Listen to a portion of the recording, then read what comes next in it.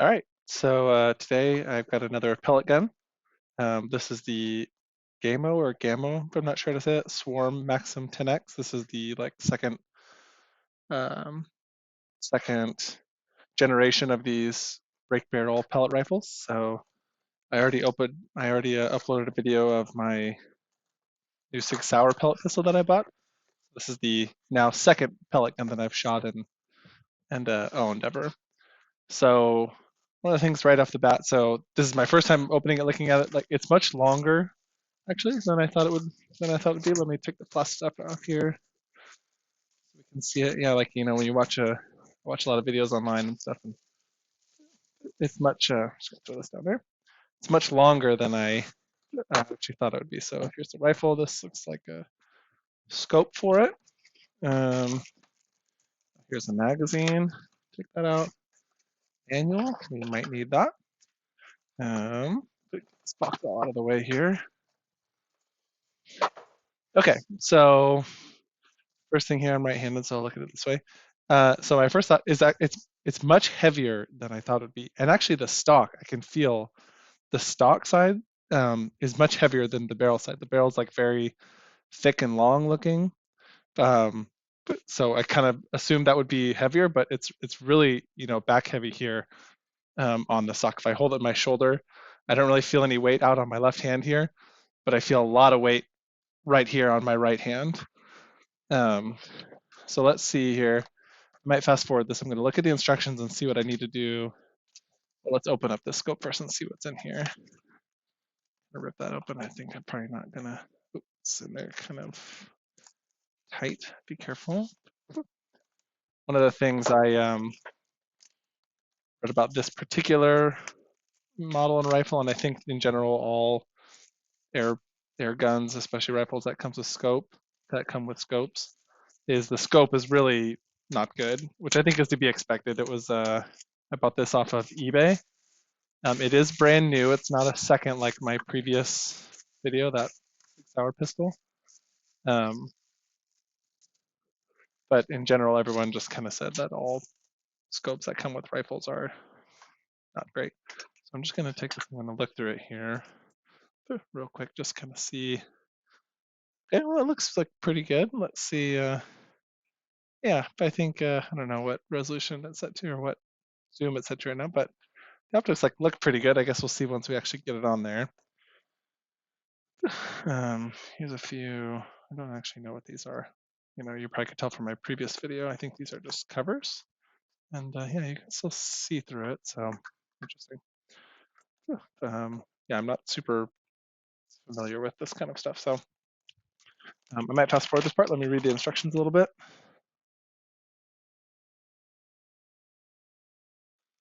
Okay, so what it's telling me is I need to loosen the. Actually, I need to take the rings completely off of the scope, so I'm going to do that. These are already loose. It's obviously not been tightened.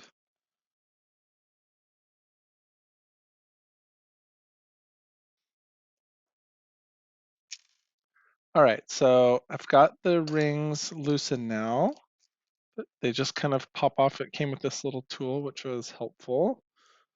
So I'm going to set one of these rings here. I try not to get them mixed up between the front and the back. I don't know if it matters. So the screws were loose, but the rings are actually kind of tight. There we go. The screws that hold the rings on were obviously not tightened down. So I believe now this should pop out. Okay, there we go. Okay, so I'm going to set this here so you can see it. Let me adjust the camera a little bit. There you go, give you a little bit of angle. Okay, so I'm supposed to attach now this to the rail.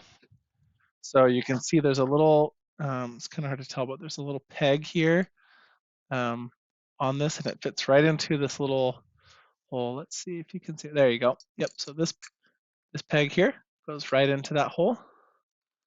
So, and it just kind of locks in there. It fits in basically only one way. And then you tighten this rail, I guess, here.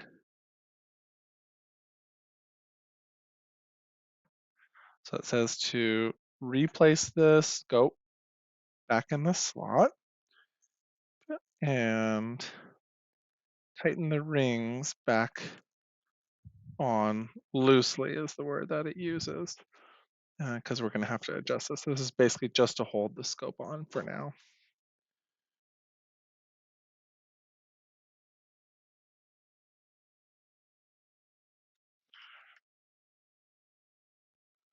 All right, so this is tight now. I'm going to kind of look through it again. It looks and feels pretty right. I guess we'll see. Maybe now that I look at it, it's a little kind of crooked, kind of cocked weird to one direction, but we'll see what happens. I'll get it in the daytime and I'll actually shoot it. There's instructions here for how to focus, pre-zero, zero, correct for parallax, and kind of maintain. So I'll make some comments on each of those. I believe this is the safety here. I should probably read more about this. Maybe that has to be forward. Yeah, have to be forward. Yeah, so overall, now once it's actually assembled, have a scope, the barrel, I'll say, just in kind of handling this a little bit, it feels pretty clean. It's got, I just noticed here, it's got these, I think you can probably push these out to give yourself a little more padding in the shoulder. I can't imagine I'm going to really need it for this little pellet gun, but it's there if you feel like you need that. So here's a little magazine holder, so you can take this magazine guy. Here, let's do that real quick. You can take the magazine here. I think I saw there's some issues with this kind of loading it, that sometimes the pellets fall out, so you probably want to store this in here, unload it. Let's see. Can't really figure out how this goes on there.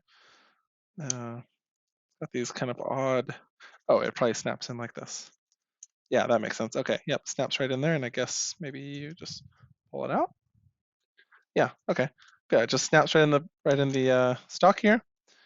That's quite easy. It's got these like, it's like spring loaded. There's something in here. I guess you kind of pull that forward. I'll have to play with that a little bit.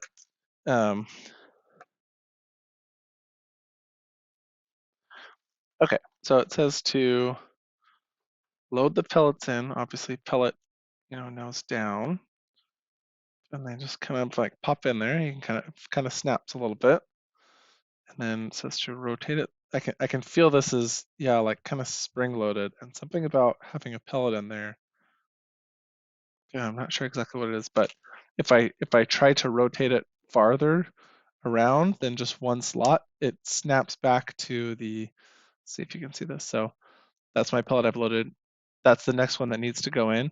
If I try to go two over, it snaps back to the original spot. So when you stick a pellet in there, it it somehow can feel it. I don't know, there's some mechanism or something in there so that it knows how many pellets you got in. So I think the idea there is that you wouldn't be able to skip a magazine spot. I mean, at least in theory, right? Like I'm sure you could force it, but this way, they kind of snap in there. There must be like a little spring or something in there that kind of holds them in, and then that holds it out of the way. So you just load them in there, and you spin it in the direction that it shows the load arrow. I don't even know how many happen here now. I guess that's 6. I don't know. That doesn't really line up that well. This little thing that shows you which pellet number you're on. Kind of see it's like kind of in between 5 and 6. I think it's 6. It's not quite all the way on 6, but